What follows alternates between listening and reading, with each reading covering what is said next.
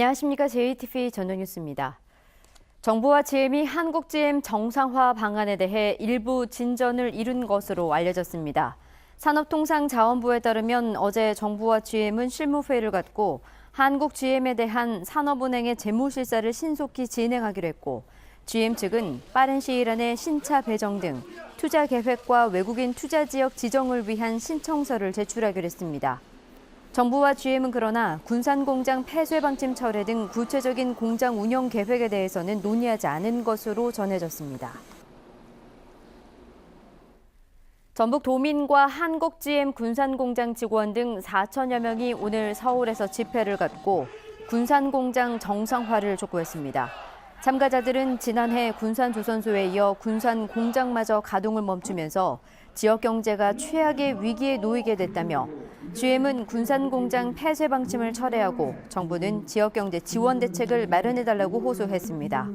전라북도와 군산시 군산상공회의소는 청와대와 한국 GM 본사의 군산공장 정상화를 촉구하는 20만 명의 서명이 담긴 서명부를 전달했습니다.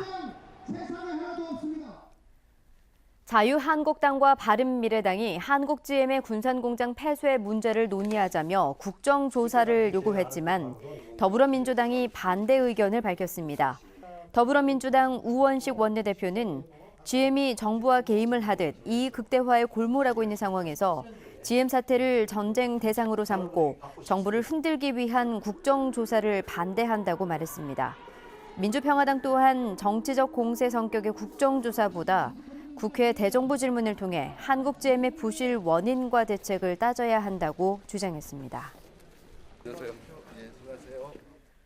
도내 시군의원 선거구 획정안이 일부 시군의회 반발에도 당초 시한대로 확정됐습니다. 전라북도 시군구 선거구 획정위는 도내 시군과 시군의회 청취 의견을 논의한 결과 전주시 의회 의석을 4석 늘리고 군산 김제 부안 순창군 의회 의석을 각각 1석씩 줄이는 당초안을 확정했습니다. 선거구 획정위가 안을 보고하면 도지사는 관련 조례안을 도의회에 제출하고 도의회는 오는 21일까지 의결해야 합니다. 전북연극협회가 성폭력 사건 피해 접수와 조사를 위한 진상조사위원회를 구성했습니다. 전북연극협회는 연극인 8명으로 구성된 미투 위드유 진상조사위원회를 구성해 성폭력 피해 사례를 접수받고 진상조사에 나설 계획입니다. 전북연극협회는 성범죄뿐만 아니라 연극계 전반의 불합리한 관행도 개선하기로 했습니다. 전주대학교가 문화융합대학 박모 교수의 성추문 논란과 관련해 피해자와 재학생, 학부모에게 공식 사과하고 엄중 처벌을 약속했습니다.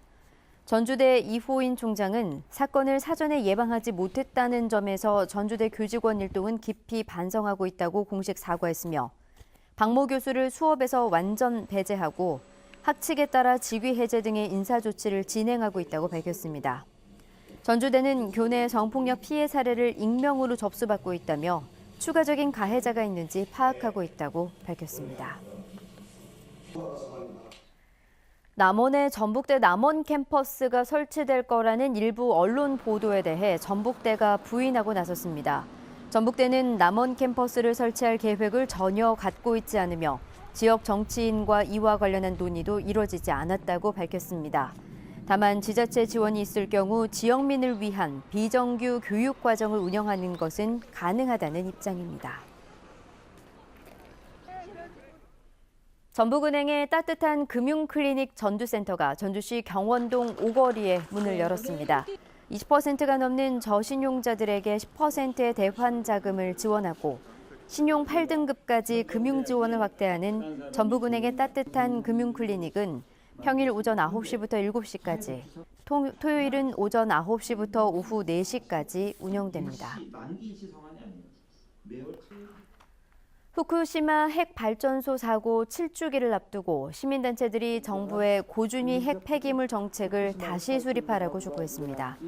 탈핵에너지 전환전북연대는 현재 관련 법안이 고준위 핵 폐기물 연구처분시설 부지 확정 전까지 임시 저장시설을 설치하도록 규정한 건 가장 큰 문제라며, 임시시설과 연구시설은 다를 바가 없다고 주장했습니다. 또 임시시설을 지역민의 일로 떠넘기면 심각한 분쟁으로 이어질 것이라며 연구시설이 필요하다면 충분한 국민적 합의가 필요하다고 강조했습니다. 익산경찰서는 상습적으로 야간에 종교시설 등을 돌며 금품을 훔친 혐의로 57살 김모 씨에 대해 구속영장을 신청했습니다. 김 씨는 지난해 12월 익산시 한 성당에 들어가 현금 25만 원이 들어있는 돼지 저금통을 훔치는 등 최근까지 종교시설 등에서 5차례에 걸쳐 모두 500만 원어치의 금품을 훔친 혐의를 받고 있습니다. 주말인 내일은 대체로 맑겠습니다. 아침 최저기온은 영하 3도에서 0도, 낮 최고기온은 영상 8도에서 영상 13도로 오늘보다 3, 4도가량 높겠습니다. 휴일인 모레부터는 낮 기온이 16도까지 오르며 평년 기온보다 높은 봄 날씨가 이어지겠습니다. 전주기상지청은 당분간 낮과 밤의 기온차가 크겠다며 건강관리에 주의를 당부했습니다. JTBC 8시 뉴스 예고입니다. 전북 도민과 한국GM 군산공장 직원 등 4천여 명이 오늘 서울에서 대규모 집회를 열고 군산공장 정상화를 촉구했습니다. 전주대 박모 교수에게 성폭력을 당했다는 제자들의 고백이 이어지고 있습니다. 선물을 강요했다는 증언도 계속되고 있습니다. 공사비를 확보하지 못해 한 차례 늦어졌던 익산 산업단지 진입도로 공사가 이번에는 익산시와 시공사의 갈등으로 중단되고 있습니다. 전주시와 완주군이 5분 거리에 각각 40억 원이 넘는 예산을 들여 축구장을 만들었습니다. 평일에는 이용하는 사람이 거의 없어 예산 낭비 논란이 일고 있습니다. 자세한 소식은 JTBC 8시 뉴스에서 전해드리겠습니다.